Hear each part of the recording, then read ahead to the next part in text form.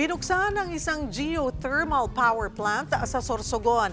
Bahagi raw ito ng pagsisikap ng pamahalaan na maisulong ang pagiging isa sa pinakamalaking geothermal energy producers ng Pilipinas. Para bigyan ng mukha ang balita, Mobile Journal, Amy Atienza.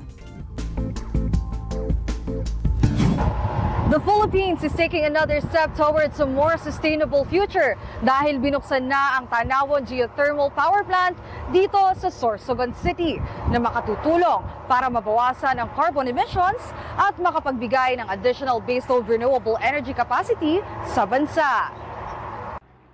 22 megawatts ang geothermal power plant na pinasinayaan ng First Gen Energy Development Corporation sa Bacman area sa Bicol. Ang geothermal energy ay isang uri ng enerhiya na nagmumula sa init sa ilalim ng lupa. At alam nyo ba, Pilipinas pala ang third largest geothermal producer sa buong mundo, kasunod ng Estados Unidos at Indonesia. So, while the Philippines now remains the world's third largest geothermal producer, our country has actually developed almost half of the estimated 4,000 megawatt potential sa Pilipinas. Sa ngayon, naabot na sa halos 2,000 megawatt geothermal production sa bansa at marami pa raw mga proyekto ang dapat abangan sa mga susunod pang taon. Ang timeline po is we have to make sure na bago matapos ang presidente, lahat na kailangan na gagawin para bumalik tayo sa number 1.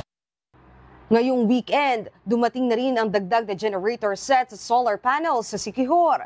Kasabay niyan, sinabi ng DOE Secretary na kung wala pa ring magiging permanenteng solusyon sa problema sa Siquijor, magkaroon na ng direktang government intervention. Ina-evaluate ng NEA kung can it still deliver, ano?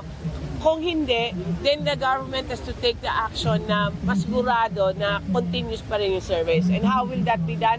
It can be done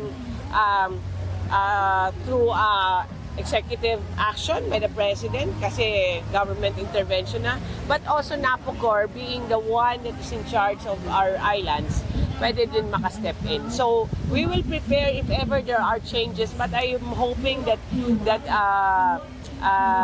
SIPCOR can prove that they can deliver the power that's 8 or 9 megawatts. Mobile journalist Amy Atienza po, hatid ang mukha ng balita.